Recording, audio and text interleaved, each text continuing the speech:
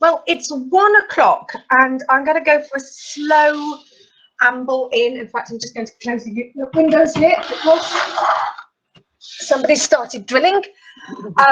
So I'm going to go for a slow amble in so that to give people more time to join us if they are still just getting there. And I've just lost my key to move everything along, which is a bit strange. Hang on a minute. Oh, I had it there. Oh, that's very odd. How strange. I was able to move my slides a minute ago and now I've lost the button. It's a, hang on a minute, let's do it like this. Okay. Kate, has that moved along one? It has, perfect, Jerry. Perfect, I'm not quite sure, a button just vanished. Okay, well, welcome everybody. Today's session is really leading on very much from the findings that Debs was talking about this morning. It's also very linked with what Andre was saying about the importance of collaboration, and we're particularly going to be focusing on collaboration within the school, and we're particularly interested in SENCOs, liaisons and collaboration with middle leadership. So that's where we've taken this. And again, that's come out of the findings from the research. So we're going to be looking a little bit about leading on SEND, distributing leadership. Kate's going to be particularly focusing on the SEND governor. I'll be referring to the SLT team. Then we're going to be going and talking about curriculum leads. And then our final one there is really every leader a leader of SEND. So that's really what we're stressing here. So, oh, just before, in case you haven't met me before, my name's Jerry. I work here at the university.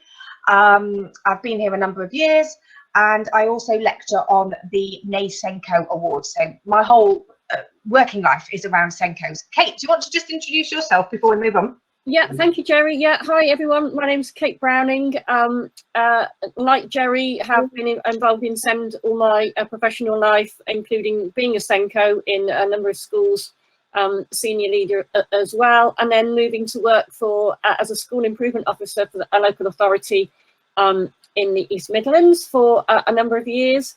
And then moved to work for NASON as the interim education development officer when the new code of practice, not so new now, came out, and working with the DFE and Andre on getting that distributed around the country. But now work across a number of areas around the country on school improvement for SEND, support Jerry as well on the SENCO award, and I've been part of the peer challenge as a lead challenger for the review in Derby City, which has been my absolute privilege to be a part of. I've thoroughly enjoyed it, and looking forward to being with you today and sort of hoping to help you think a bit more strategically, think a bit more broadly, and think about how we can make that SENCO role a little bit more manageable.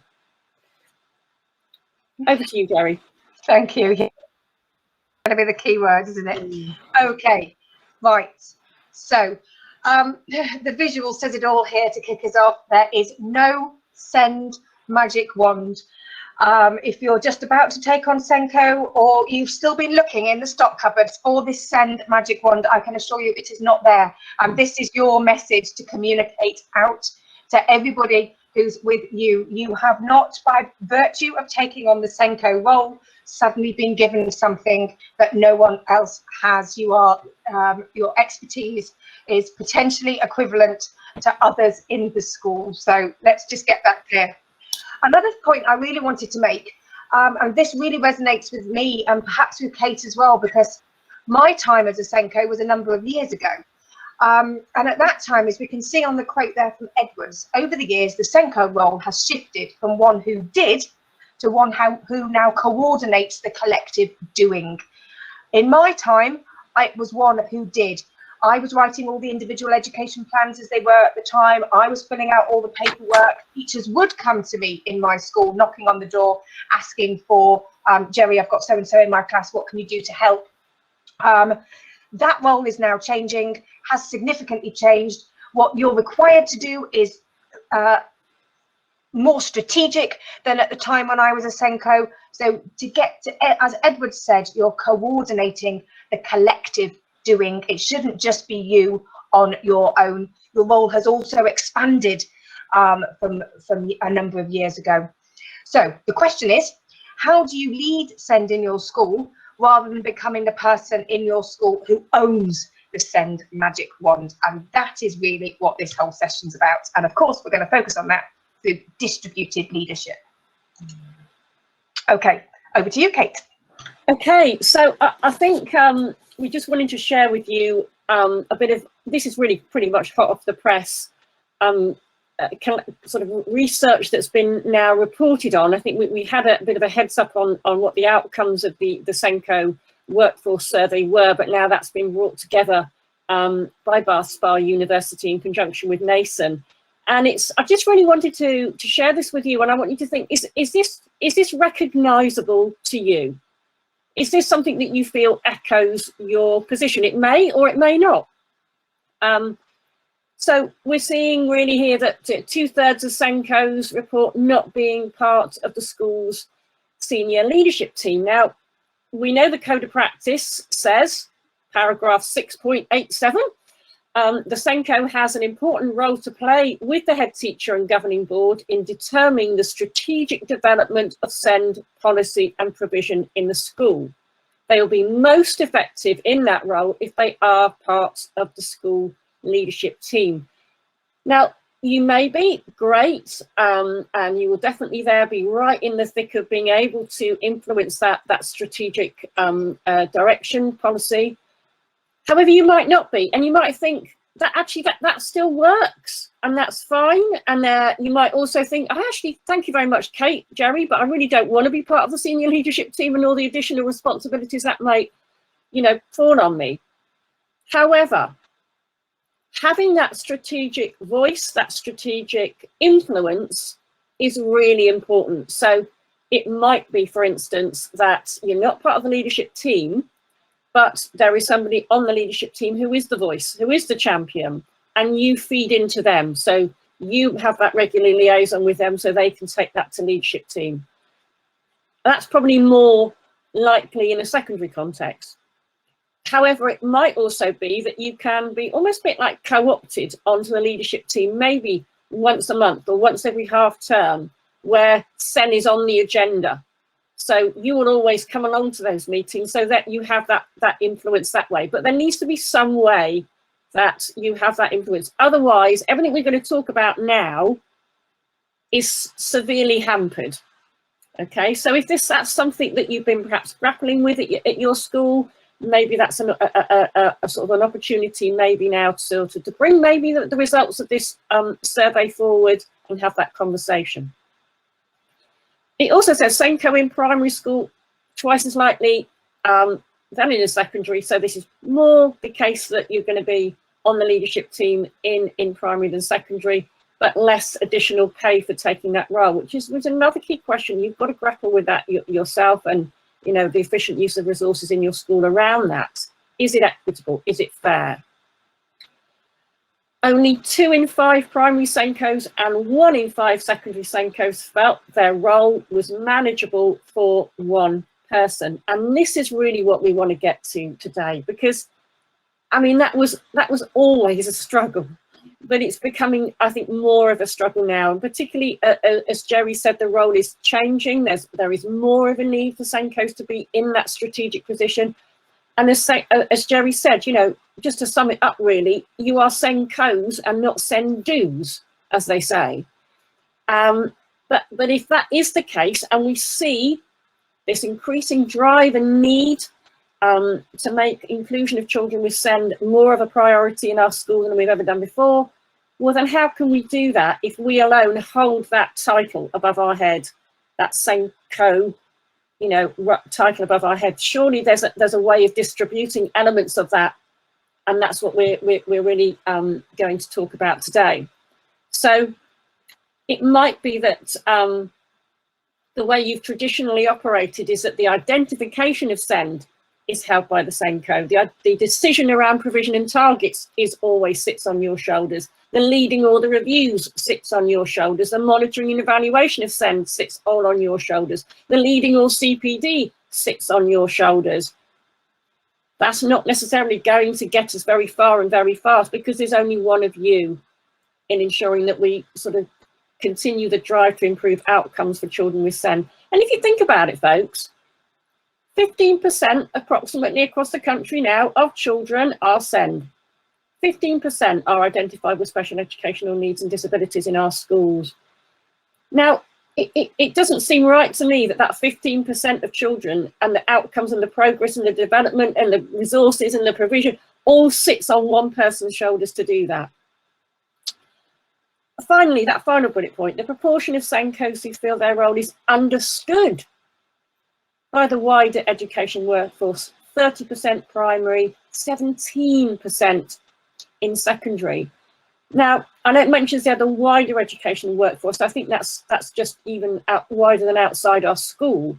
However, if we think about what you have influence over, and that's the workforce within your school, that's worth reflecting on. And in a way, I think maybe that's not surprising. Yeah, because actually there is no other role in our school like the SENCO role. Yeah, if you're a subject leader or a head of department, you know, you pretty much know what those roles and responsibilities are for other subject leads or other roles of heads of department. If you're maybe a key stage lead or a year group lead, you kind of know what it's going to be like if you're a year 7 lead and, you know, with a year 11, you're going to be dealing with the same sort of things.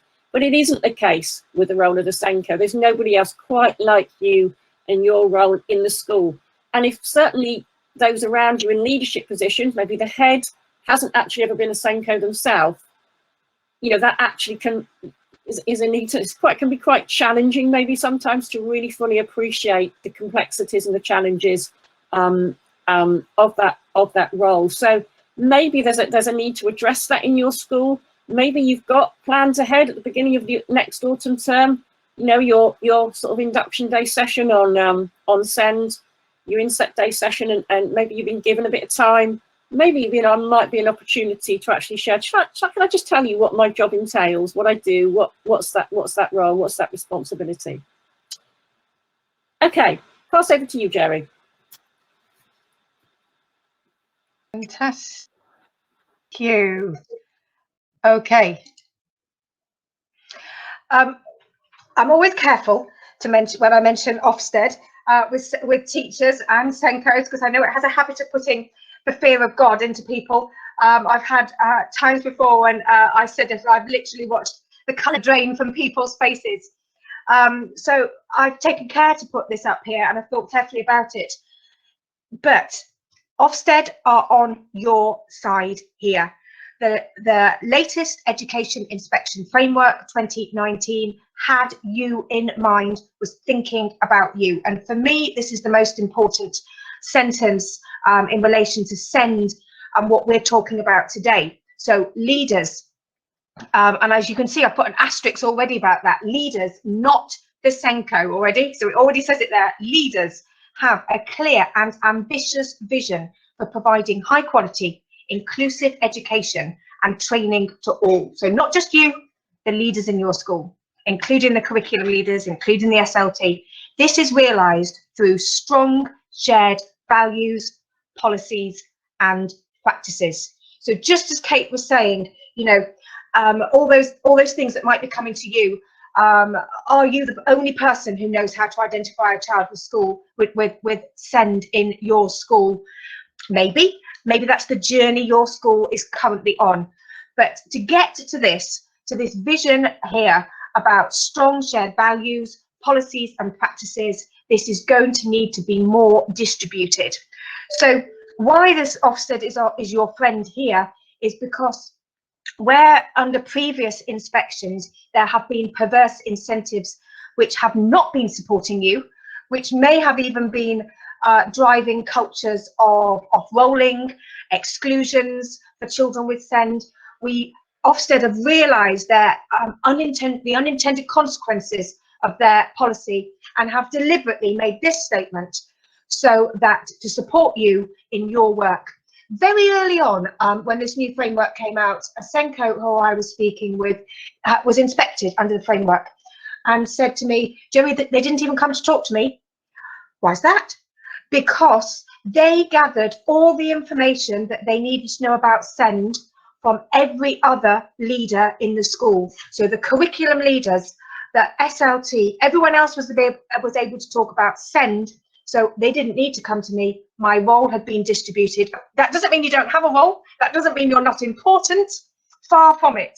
But that everybody understood their part in this. So hopefully this is inspiration to you, and hopefully I haven't made you feel a little queasy with the word Ofsted.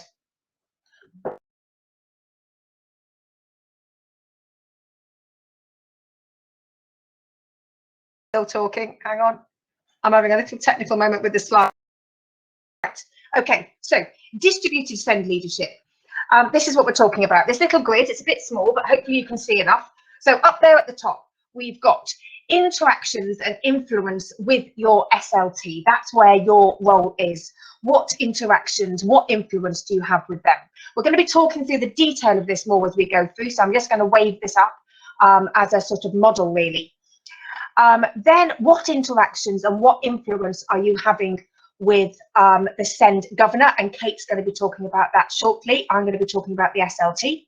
Then we're going to be moving on to talk about your interactions and influence with middle leaders, curriculum leaders and pastoral leaders, all of whom can be supporting you in your role, taking their responsibilities. And of course we are, sorry, second time in 2 slides, referring to Ofsted. What is the intent of the curriculum in relation to SEND? What is the implementation of the curriculum in relation to SEND? And what is the impact of the curriculum in relation to children with special educational needs? And that's what we're going to be unpicking and highlighting, that the responsibilities there are around curriculum and therefore how you can interact with and influence middle leaders. Those are the key words for today. And I've just popped a box underneath all of that because all of this, particularly those bottom 3 boxes, all of it's underpinned by high quality first teaching and of course the graduated response, assess, plan, do, review in the code of practice. Right, I'm just going to click on the slide. Over to you, Kate. Okay, thanks, Jerry. So that's the overview. Now we're going to get stuck into how we're going to be working, or suggested in a strategic, in a distributed leadership model. You as a SENCO can be working with those different partners in your school, those different colleagues in your school. We're going to start off with governance, really. And I'm really sorry, but I've got another quote there, haven't I, on the left-hand side of the screen, and it's another Ofsted one. I'm really sorry. But it's showing you really what the zeitgeist is really here, and the direction of travel. Governors, trustees ensure that the school has a clear vision and strategy, that resources are managed well, and that leaders are held to account for the quality of education. Oh my goodness, there's so much packed into that quote. There's 4 different elements there, isn't there? Yeah, clear vision, strategy, resources well managed, and accountable for the good quality of education. So there's quite a lot of expectation on our governing, of our governing boards in terms of their influence around SEND, and SEND is within all those elements. So it's not that, okay, we focus on that for the majority, for the most, or for those working just below the expected standard, at the expected standard, above the expected standard, and anybody at the extreme ends of that we don't worry about too much. No, this is in the context of all children. So there is an element of knowledge that we need to make sure our governing board has, and if there are any governors who are attending this training today, then you're very, very welcome, and it's fabulous that you're here. So first of all, we need to make sure our governing board understands its statutory duties. And those statutory duties for SEND sit underneath the Code of Practice and the Equality Act in relation to children with disabilities. And they are absolutely fundamental to ensuring that our governing board provides a good level of support and challenge for the school. And really what I'm saying here is that I mentioned in a previous slide that there's nobody else in the school that kind of does what you do, that is sort of, if you're a subject leader, you've got other subject leader friends, haven't you? If you're head of department, you've got your head of department friends, and you might go to a head of department meeting with other heads of department. You don't do that with a SENCO. You're sort of pretty much there on our own fairly lonely job. That's why our networking is so important. But we do, generally speaking, on most governing boards, have a SEND governor. Yeah, obviously the responsibilities and the duties around governance sits with the whole board itself, but we do tend to have a SEND governor. So actually having a relationship with a working relationship, a really good strategic working relationship with that SEND governor can really support and help you in that strategic leadership. So that's why I'm suggesting that, it's not just one of those, oh, stick it in your diary, you've got to have a termly meeting with the same governor, tick it off, or, oh, it's just, a bit of a headache because I've got the annual report for the governing board to do on SEN, and that's a bit of a headache to do. Actually, all these things can support you and actually become part of that distributed leadership model. So, but as I say, in order for that to happen effectively, we do need our SEN governor who understands the statutory duties. We also need a SEN governor who has a grasp on the national picture, so is keeping up to date. And if you've been here today, fantastic as a governor, because you'd have heard Andre and have got the national picture there. But also you're aware of the local nuances, the local data, as Andre referred to, around SEND, EHCPs, areas of need, etc.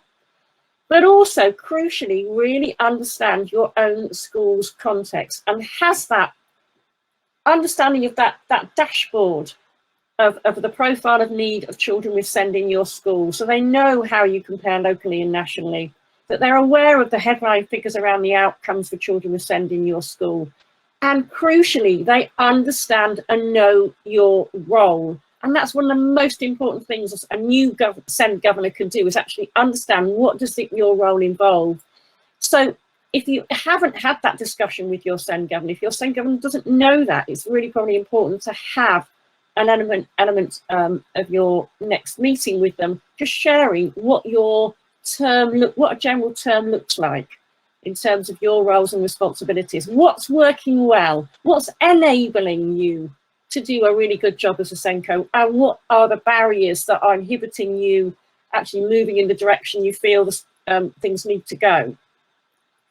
So I put this, probably thinking, why on earth did you put a picture of a torch there, Kate? That's a bit bizarre. But what I'm trying to do here is saying, if you're working in partnership with your SEND governor to look at your priorities in your school, then that is probably the most effective way of being able to also influence that strategic direction. But it has to be filtered through that SEND governor having a clear understanding, and you as well, of, as I say, those statutory duties, national picture, local context, understanding of your own school context. Then you're going to really be able to shine that light very precisely, very carefully, in a very focused way on what you want to look at. For example, let's look more in detail at the outcomes of children and young people with SEND with speech and language and communication needs, because do you know what? We've got 40% of our kids on our SEN register have got speech, language and communication needs. Or it might be that you're together wanting to focus on the effectiveness of provision and the efficient use of resources. So let's have a look at how our notional budget for SEND is being deployed at the moment. What of our spend is really leading to great outcomes, and what actually do we really feel isn't perhaps not as effective as it was? Your governor has a role to play in that, has a key role to play in asking those questions. And I would argue has a visible role to play, not just sitting in a meeting, once a term, at full governing board, or maybe at a committee meeting, but actually with you at the heart of actually looking at these things and asking those questions. It might be around accessibility planning duties. We know that's a statutory duty under the Equality Act, making sure that that's being reviewed every year, updated every 4 years. Really crucial look at how well we are enabling the curriculum to be accessible. It's not just about, you know, size of our doors and ramps into our schools. It's accessibility in its whole great sense. And finally, I put a little peer review note there, because I think we've had a fantastic, you know, few years now where we've been in most schools, and lots of schools have been in Derby have really been engaged in that peer review model. And I was thinking, you know, wouldn't it be great if actually that peer review model can actually extend to governance as well? So maybe governors visiting and SENCOs together visiting other schools as well to see how they're doing it and reflecting on their practice. So the governor actually becomes one who sees what practice is going on in other schools around this as well. So governance, important. Partnership, a dynamic partnership, more than a tick box once a term. Yes, I've got my meeting out the way, back to the day job. They can, if they're understanding their role and you're sharing that with them, then they can support you much more ably in influencing that strategic direction at governance level. Over to you, Jerry. Fantastic. Thank you. Okay, so moving on to the senior leadership team.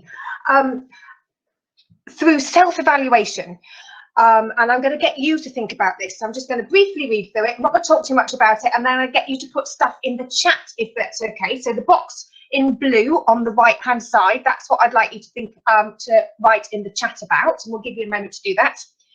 So through self-evaluation, do the senior leadership team have a vision for and knowledge of SEND in your setting? That's sort of the question that we're thinking about. So what do I mean by that? Well, there's some examples below. Is there a shared vision for SEND in your school? Is there a shared commitment for SEND in your school? Is there energy and motivation around SEND? I think that's what's been so wonderful this morning, is to hear about the energy that is going in Derby City for SEND. How does that feel in your setting? Because these are all sort of three really important starting points. Is there strategic planning for SEND? And remember, this is all focused, not are you doing strategic planning, but is your SLT involved in strategic planning and you're part of those discussions? Is there support for all staff around SEND? So not just training for you, but training for everybody, class teachers, mealtime supervisors, anybody who's in your school training. Is there resource allocation for SEND in your setting? Is there an environment conducive to removing barriers and including all children with SEND? And is that something that the SLT are thinking about how to facilitate with you?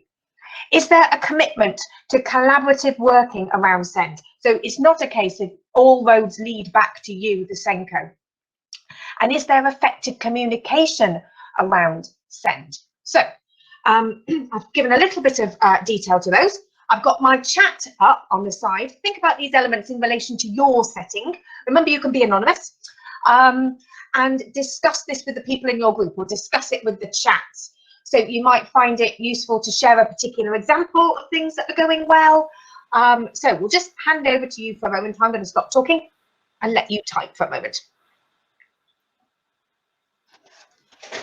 Just while people are typing, I can see a couple of questions coming in the Q&A section. That's absolutely fine. We will address those by the end of the session. If we don't address them immediately, we will get to them. So don't worry about that.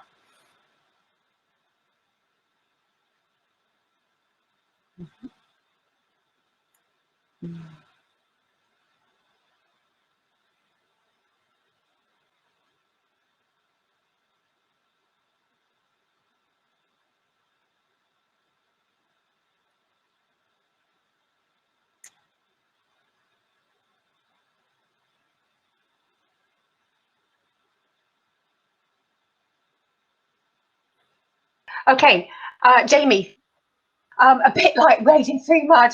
Our peer review has helped, but we're not there yet. Absolutely. Kate, you've been doing peer reviews really recently. You might have something that you can sort of add to that. Yeah, I think if you're in a context where you feel like you're wading through mud, which you know, I think many of us can sort of sympathise and empathise with that analogy. I think there is the need to try and find some stepping stones so you can actually place them across the mud and walk quite confidently across. But stepping stones are really heavy, so you need somebody else to sort of help pick them up and place them down and make sure they're facing the right direction and getting you to some firmer, you know, less soggy soil. So I think there is the need to just keep reflecting on that whole school vision about, okay, we're in mud at the moment. What do we want our non-mud situation to be like? You know, what is causing the mud? What's creating the mud? You know, what's going to get us out of it? And that's the strategic view, isn't it? And having in a context where you've got everybody looking at it, not just you trying to focus on what's working well, what are the barriers to improvement, is going to help get a clearer vision, a clearer plan to get you out of the situation that you're in. And there will always be muddy bits, won't they? Because context change, situations change. That's the nature of education in general, really. But hopefully by the end of this session, we can give you a few more ideas, Jamie. Okay. Fantastic. Picked up from Andrew. Yeah, Andrew said, yeah, he's recognizing that subject leaders is an area for them. Wendy, loving your comments. So she says that there is a shared vision and motivation. And I think that's often where it can start, actually. I think when we've been doing the SEN peer reviews, we've seen a lot of that, particularly in our senior leadership team. Yeah, Wendy says the video was created that made everybody cry. Oh, you see, that's a really great way to galvanise everybody. Caroline, we're currently changing from a 2-teacher model to a more traditional model of teacher and TA. This is a steep learning curve for many of our staff. That'd be really interesting to see how that goes. I can think of a school I know of in the city that was doing a 2-teacher model. So it'd be, I'm wondering if you're that setting. We have a split role of SENCO, and now I'm the deputy SENCO working with early years. This is going really well. Yeah, absolutely. I'm really fascinated by, when I run the course for SENCOs, how many deputy SENCOs I'm starting to see now. Back in my day, we didn't call her a HLTA, but she would be by today's standards. You know, she was my right-hand woman. So yeah, having someone there with you, deputy SENCOs, great idea. Billy saying that she thinks there is a commitment to SEN from all, but not sure it's shared, and it's almost coming from different directions from every different person. So it's about that coordination, isn't it? Caroline saying we do have a strong shared commitment to SEND, and staff are no longer expecting the SENCO to fix everything. Hallelujah, well done. Brilliant. Wendy's talking about a new mindset, children with inclusion. Absolutely, Wendy, and I know there are discussions around at the moment concerning the role of INCO. What does that change when you start becoming inclusion coordinator? That's something that I've spoken about quite a bit. And one of the SENCOs I was speaking to in the city recently talked about how much she enjoyed her INCO role because she was able to support families and holistic support for children, not just with SEND, not seeing SEND in isolation, but seeing the big picture. And it was interesting about her passion for family working. And I think that comes through with the INCO as well. Andy Beattie, shared vision and commitment for SEND. We need subject leaders to have greater perspective of SEND in their subject. That's exactly what we're coming on to. Paula, having recently had my peer review, I was pleased to see an increased energy and motivation with regard to SEND, around that our subject leaders could talk about SEND, more communication needed with our SEND governor. Yeah, absolutely. What I'm loving about what you're doing is you're recognising what you're doing well and then your next steps, which is fantastic. Sonia, I feel like we have a long way to go. Every journey starts with the first step. I will say to you now, I have an idea about the direction we need to go in, and most staff are on board. Well, that's great to hear, and inclusive, but many staff are still expecting you to wave the magic wand. Well, that's hopefully we're going to be able to address a bit of that later on. Our latest Ofsted and SEN peer review showed that we needed more staff and resources. Really interesting, and that's where your SEN governor can come in, because they of course are part of your budget, and your communication with your SEN governor will help you and your provision management will help you to show what you're spending and where need is. It's all a justification game. Sarah, our latest officer, hang on, I think I've just read your one. Our new head has allowed 3 of us to do the SENCO next year.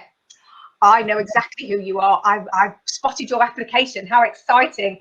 What a commitment to send, Sarah and your colleagues. So that's really showing distributed leadership and understanding that the role is big. And I think you're at secondary school as well. Not you personally, teaching in one. We definitely need to look at subject leadership and how this links to SEND. And then from Will, from Peer Challenge, it was clear we had a strategic whole school vision for literacy. However, our focus as a SEND team is now going to be on maths. Yeah, absolutely. Again, starting somewhere, taking good practice that you've got in one area, moving it out, focusing on the core subjects as a starting point. That could be really useful. We had recommended you, but then lockdown happened. Yeah, absolutely. I feel I've been trying to get support to implement these recommendations forever, but yeah, it's really hard to do collaboration in this way. I wish I was looking at you face to face, smiling at me now. Well, hopefully smiling at you for sure. Okay, right. I'm going to move on because Kate, I'm very aware that we've got lots to cover, and I do want to get to the points where. Okay, so there's another discussion here for you guys. So back in with the chat, and Kate and I'll pick these up together. So I've put this here as a little diagram. So over on the far left, curriculum leader with responsibility for SEND. You'll notice I've put 3 steps in the middle there, and SENCO/INCO on the other. So what I'm getting at here is, where do you think the sliding scale is of the curriculum leader's responsibilities and your responsibilities? So there's a middle ground there. Deliberately, I've done 3 in the middle, so there could be some crossover. But where would you say that you would like it? What we'd like the curriculum leader to be in terms of SEND and their responsibilities. I'm waffling away, but I'm going to keep an eye on the chat. Kate, you might want to start answering the question for one while people are. Well, just a couple of thoughts come to mind from the comments made actually as well, just while everybody's sort of thinking about the slide that you've got up there, Jerry. And that's from my experience with the peer review.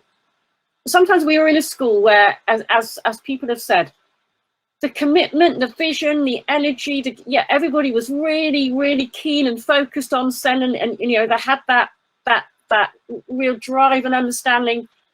However, then that wasn't necessarily the scaffolding and the structure in order to deliver on it. You know, so we've pulled away from, you know, the SENCO, no longer expecting the SENCO to do everything absolutely fine. We've understood that, but then what? Then what? Okay, so what do I need to know? What do I need to understand? What does that then mean in terms of my, you know, the knowledge and understanding, the distributed leadership of the role that is going to continue to drive that forward?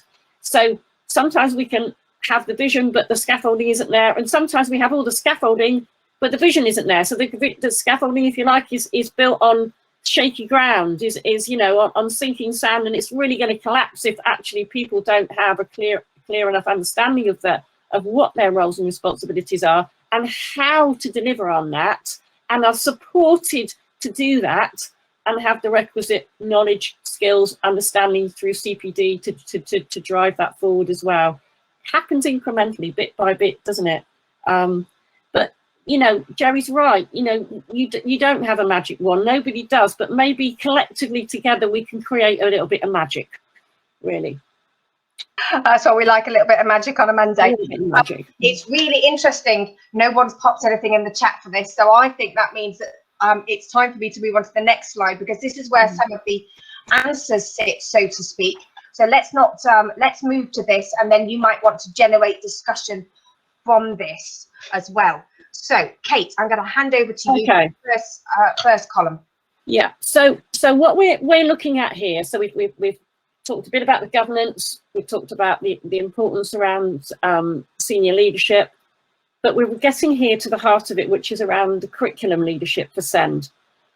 And what I want us to think about is that the focus our curriculum leaders need to have on SEND is no different than it is really from other children. So traditionally what tends to happen is, you know, that our subject leaders will be focusing and thinking about maybe doing monitoring activities, deep dives or whatever, looking at curriculum development and thinking of the general all, okay, but actually when it comes to the SEND children, it comes to children with EHCP, SEND support, that's what the SENCO does. So what we're trying to move to here is enabling our curriculum leads, subject leads to think wider than that, to ensure that they're thinking about how well children with SEND in their subject access their subject, how well they participate in their subject, how well they achieve in their subject. And that is just as important part of their role as looking at everybody else. So a sort of a tagline really for you to be sharing and modeling, and we can talk about how that might happen in a minute, around curriculum leadership is thinking about those three things. Get them to think: access, participation, achievement. How well are children with SEND accessing my subject? So for that, we are really, broadly speaking, thinking about curriculum intent here. Yeah. So we're thinking about how well across the school is the curriculum designed and developed to be inclusive, and be inclusive by design. Not what extra things necessarily do we have to always add on and do differently, but actually in the way we design and set up the curriculum in itself and of itself, how do we ensure it is really inclusive by design to start off with? It's not add-on. So do our curriculum leads, class teachers, do they have the ambition that the curriculum of high expectations for children with SEND? So do they have that as well? Because everybody needs to have those high expectations. You know, it's hard won for children with special needs and disabilities. We know that. But we want them to get to the same level. Okay, it's going to take time. The journeys might be look different. Okay, but we still have those high expectations. Do our curriculum leads have those high expectations as well? Are they making sure that we are maximising progress in the way the curriculum is designed? And that can be around how well it is sequenced. And does it enable the curriculum? Is it developing those knowledge, skills and abilities to ensure that those children with SEN are incrementally becoming more fluent and increasingly independent? Because that's where we want to get to. We want those children to be as fluent and independent in our curriculum areas before they move to secondary, and inspired, yeah, and inspired by our curriculums as well, inspired maybe to go on to whatever they want to do at FE. So what I would say to you here, all our curriculum leads, and I know lockdown, as someone referred to in the chat, has hampered school improvement in a lot of ways, but we're probably getting back to curriculum leadership, subject leadership again, having a bit more of a focus on it. So ensuring that our curriculum leads are thinking about, in the design of their curriculum pathways, are we ensuring all our approaches, etc., the intention around it is fully inclusive? I get them to go back and scrutinise that and think, for our children with speech, language and communication needs, for our children on the autism spectrum, for our children with social, emotional, mental health, what is it about the way we've designed the curriculum that could potentially be a barrier to them making good progress and improving? Okay. Jerry is going to move on now to thinking more about what's happening in the day-to-day around the implementation. Thanks, fantastic, Kate. And I've also noted comments from Claire and Wendy that I think I'll be, I think Wendy's point is about meetings, about the curriculum lead and the SENCO having shared communication, shared values, shared vision. I think that's really important that you put shared accountability in there, and that links back to what Kate was saying. I'm going to come on to what Claire was saying because that fits in with this middle column. So just things for your curriculum leads to think about, and those words that Kate was stressing as important are right on the top of that slide: access, participation, achievement. That's really what our curriculum leads need to be thinking about. So in terms of participation, Are children pleasant for classes, or are they removed for intervention? We know that there's an added focus. There should always be a focus on the one lesson into the next and progression. But obviously that's really emphasised at the moment. If children are being removed for certain classes to go and do an extra intervention of literacy somewhere else, but they're coming out of their history class, well, that is going to disturb their ability to get on and do well in their history. So curriculum leads need to be thinking about the continuity and the progress when children are removed, the timetabling of things. That should be part of their interest. Do curriculum leads know who has SEND, and are they planning for them? So Kate talked about having an understanding of autism and dyslexia, etc., and how to make an autism-friendly curriculum, an autism-friendly classroom. Are your curriculum leads actually aware of the pupil pen portraits, whatever you call them in your school, pupil passports, of the children that are taking the subjects? Are they aware of those needs? They won't need to know every single need of every single child in the school, but to have a broad sense that will help them to know exactly what the needs are of children with autism in your school. So getting to know those children, particularly in a primary, which is smaller, it should be quite realistic. Is the curriculum planning completed by the class teacher? So, and by that I'm getting at, you know, or is it completed by the TA? So when it's for children with special educational needs, who's doing the planning? It's very easy sometimes for a child with more complex needs, an education healthcare plan, but actually the teacher to almost abdicate responsibility. So in terms of curriculum, that's where the class teacher comes in. And if the class teacher isn't sure, they should be going to the curriculum lead to think about how to remove barriers in that subject. Kate and I were having an interesting discussion when we planned this session. Removing barriers is something that we might think of as a SENCO role, and what are the kinds of things you do to support teachers or to support children. And going back to that previous slide, it's a moving scale. So maybe in your school at the moment, your curriculum leads don't know how to remove barriers in their subject area. Maybe that's something that they would come to you for advice for. On that moving scale of responsibility, you're trying to make sure that your curriculum leads become able to remove barriers in their subject area, that teachers can remove barriers in the subjects that they are teaching. So it's about moving that down. Maybe now, maybe that's not where you are at the moment. Maybe that's one of those things you're working towards. But as you stressed in all your lovely answers earlier on, there's things we're achieving, but knowing your next steps is part of your strategic planning. I've talked about curriculum barriers being removed, and actually that's what Claire was saying. So Claire said, do curriculum leads know how to support children in their curriculum area? So thank you, Claire, for that. Is the curriculum resourced for SEND? Resourcing has a financial aspect, perhaps, that might involve your SLT, but it also involves the curriculum lead. So have they thought about resourcing from a SEND perspective?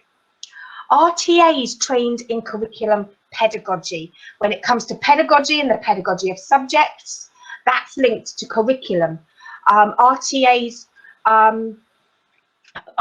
familiar with that? Maybe not every TA in your school has a pedagogic role. That came from the Blatchford and Webster review. So if TAs are in a pedagogic role, which let's face it, the majority are they comfortable with curriculum pedagogy?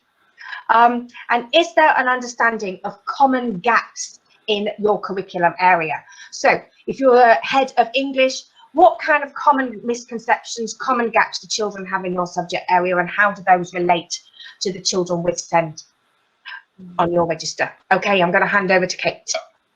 Thanks, Jerry. Yeah, so I think what we're beginning to say here, really, if you're not picking it up by osmosis, it should be pretty clear by now, that really we're wanting where class and subject teachers are struggling maybe to remove those barriers, where they're struggling to be able to break down the learning to perhaps as far back as they need to go for it. Maybe they've got some children who are actually working well below the expected standard. Actually, I'm not used to planning for children at those early steps in writing or early steps in maths. rather than coming direct to you, and you're not the subject area lead and expert for that, that actually our subject leaders can really begin to take on that role of supporting teachers around CPD. Maybe they're picking up there's a need across all the teachers in the school or in their department, but it could be part of their role to do that as well. And remember, we're not asking for every teacher and every subject leader to be a complete expert in every area of SEN. We just want our teachers to become increasingly expert at the children they've got in front of them at the moment. And then by naturally, they will grow their ability to be inclusive. So curriculum impact, this is certainly around the expectations in terms of monitoring and evaluation. So this is trying to move away from the SENCO being the one that's always looking at the data and the book scrutinies and the monitoring visits and the deep dives that are just focusing on SEN across every single subject area, to actually our subject leads, heads of department, making sure when they are involved in their monitoring of their subject, that they are having that specific focus on children with SEND as part of what they're doing. And then they are then feeding back to you what they found out. Again, it's about them doing the doing and not you always doing the doing, but the coordination of it.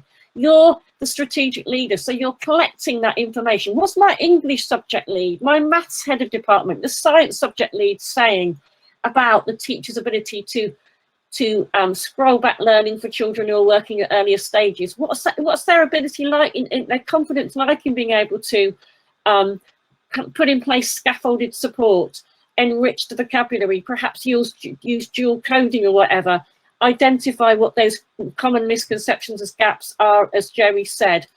If you're picking up the same issues are coming across all the different subjects, then that's you in that strategic leadership position, but you're not actually doing it necessarily all the time.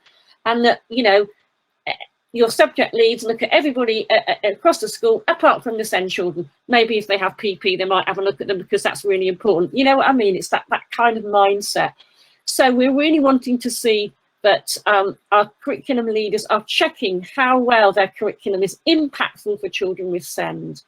Are they seeing children with SEND making a good progress in their subject areas? Are they having a term's good progress for a term's good teaching? Are they seeing that? Can they see the progress in the books and in the work? Is it equipping children for their next stage of employment, next stage of education? Yeah, are these children becoming incrementally more independent? Are they really excited and engaged in those curriculum areas as well? Are they experiencing those curriculum areas, as Jerry said, or are they always, you know, out of those classes? There's a balance to be had. We need the targeted intervention. We need that, but there's a balance, as Jerry said. And does it give them the cultural capital? You know about that in Derby City. You know where the deficit is with your children in your area, and that's why I think, you know, that notion of inclusion, you know, a lot of these children have more than one barriers. The SEN is just one barrier to their learning. There's often a load of others as well. Okay, I think we've picked up EHC increasing number. I think we've picked up a lot of those comments, but we're going to move on, I think, just so we've got time to pick up any further questions and comments at the end. Can you move us on, Jerry? Yeah, well, we've been talking there in the chat. There's been quite a bit of discussion about that balance. Bernie pointed out, you know, when a child's got 10 interventions listing on their education healthcare plan. And yeah, I agree, Bernie, with you. It is challenging, and there's a conversation that's running down. I think, Bernie, it's about being cognizant of the choices that are being made. There's only so many hours in the day, but everybody having, rather than making assumptions about this is priority, but people talking about priorities and deciding priorities rather than things happening by accident, which I think can happen. You know, you can be in literacy in the morning and out for another intervention on literacy. Also, without thinking about what a child's whole timetable is looking like. I also think it's about watching those curriculum subjects that they really like and are motivating. If children are really motivated by art, could even be French, whatever it is, that their motivation is maintained and the interventions don't happen. And so that's about pupil voice and having conversations with pupils about what they would like. And I think I would really stress that where you can, in terms of removing children for intervention. Talk to the pupils about it. because it is having an impact on them, and they might be able to tell you that how anxious they are about missing a history class or whatever it is because they feel they can't catch up. So that would be the one I offer out there. Sorry, Kate, conscious of the time, going to move on to slide. Okay, so on our next slide here, I'm hoping to be able to create those stepping stones across that muddy field for you as our analogy earlier on. So think in mind, just keep thinking, participation, access, participation and achievement. That's what you're going to be talking about. I suggest talk to SLT. If you really feel this more distributed leadership for SEND is what's needed in your school, a conversation needs to be had at SLT first of all. If you're part of SLT, great. If not, book a meeting in, book an appointment in. This is important. Talk about that vision, those values. Get the SEND governor along to that meeting as well. Think about, what does this model look like? Share maybe the presentation that we've given you here today. Now, if that is going to happen, there is the need to make sure your subject leads, your heads of department have an understanding of the wider duties around SEND under the Code of Practice and the Equality Act. And I forgot to put there, but of course the teacher standards as well. And the early career framework, absolutely. I don't know why I forgot to put that. It's really, really remiss of me, but that's absolutely crucial there. The Code of Practice isn't just for SENCOs. The Equality Act isn't just for SENCOs. The teacher standard has SEND embedded within it, not bolt on. It's built in. But there's an element of that in all of those that is crucial to the subject role, leadership role. As I said at the beginning of the slide, does everybody understand what that SENCO role is? Maybe there's a place to start there as well. So is there a need then to move on, another stepping stone, in co-designing the roles and responsibilities of our subject leads? I bet your SEND policy has got what your role is as a SENCO. I bet it puts in what the governor's role is. I bet in there it's a teacher's role, but I bet you haven't got the subject leadership role in your SEND policy. I bet that's not actually included in other policies as well. SEND should be part of all policy. It should be an element of that in there. So maybe co-producing that, making sure, don't just write it and present it to them, co-produce it, then you've got people understanding, making sure it's built on those values, shared values, and with the knowledge and understanding of the Code of Practice and Equality Act duties particularly around reasonable adjustments. And then into modelling the approaches. Somebody mentioned earlier on that their English subject lead was doing, really got that going well. They'd really understood their role and leadership role around SEND, but maths was the next area. So maybe there's a role to be had with the English subject lead modelling for the maths subject lead what good leadership for SEND looks like within a subject area. It doesn't have to be necessarily you doing that. You might want to be along in that team modelling that first of all, scaffolding it, but then pulling away. So then, subject leads are getting on with it and feeding back to you what they're finding out. And of course, it should be absolutely central to all this is their role in improving the inclusivity of the quality first teaching. That is absolutely central to what you want them to begin to do, because you can't always get to that because you're focusing so much on the additional different, aren't you, a lot of the time? And we can't get to that quality first bit. And we know the Code of Practice says no amount of targeted intervention can compensate for a lack of good quality teaching.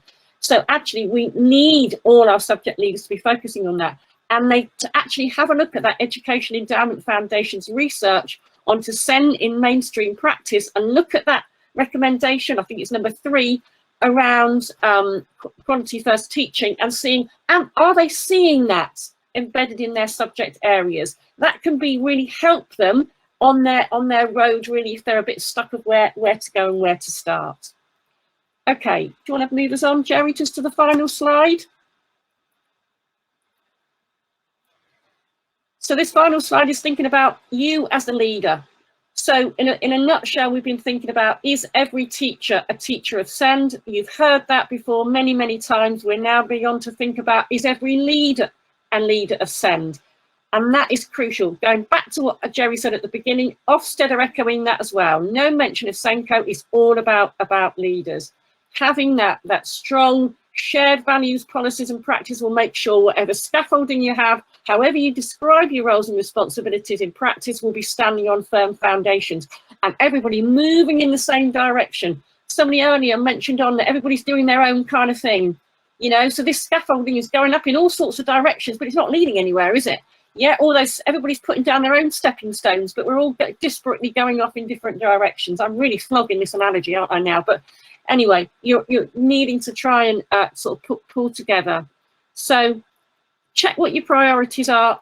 Think about that roadmap. Maybe in the summer holidays, sit in the garden with a glass of Prosecco or a Pimm's and have a look down these questions here that Jerry's put up for us, just to think about the direction that you're moving on. What is your middle leaders' confidence skills like at the moment? Where are their leadership development needs? Have a look back at your policy. Is it clear in your policy around subject leadership role, middle leadership role?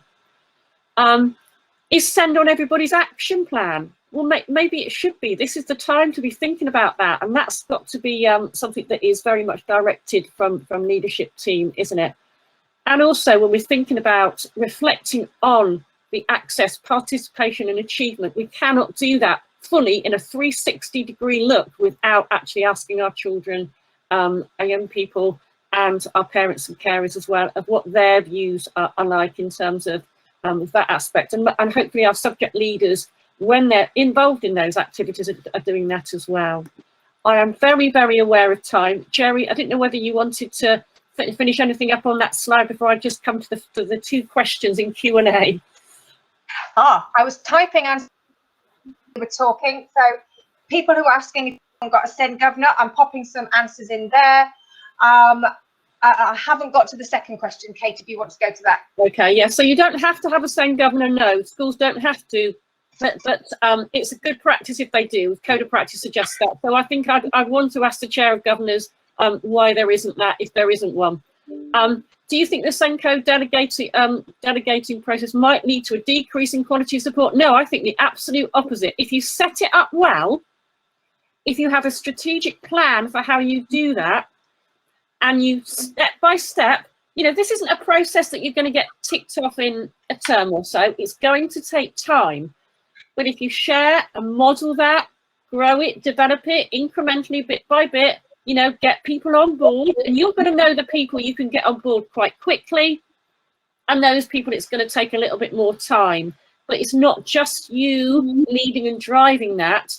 I really do think actually the quality of support and delivery for that student is only going to get better, because it's everybody's focus is on it, and it's not just you. I've popped that slide back up again. It's about that sliding scale, isn't it? You might be at the point where you do need to keep hold of things quite tightly, but make sure that your vision forward is about upskilling everybody else, so that there's a legacy there that everybody in the school can speak to SEND. You cannot do it on your own. But maybe you're at the point where most things are over here for you, but bear the scale in mind. Right, I'm conscious of the time, and I know that you'll all be heading to other workshops. I hope that's been useful to you. Thank you very much for your time.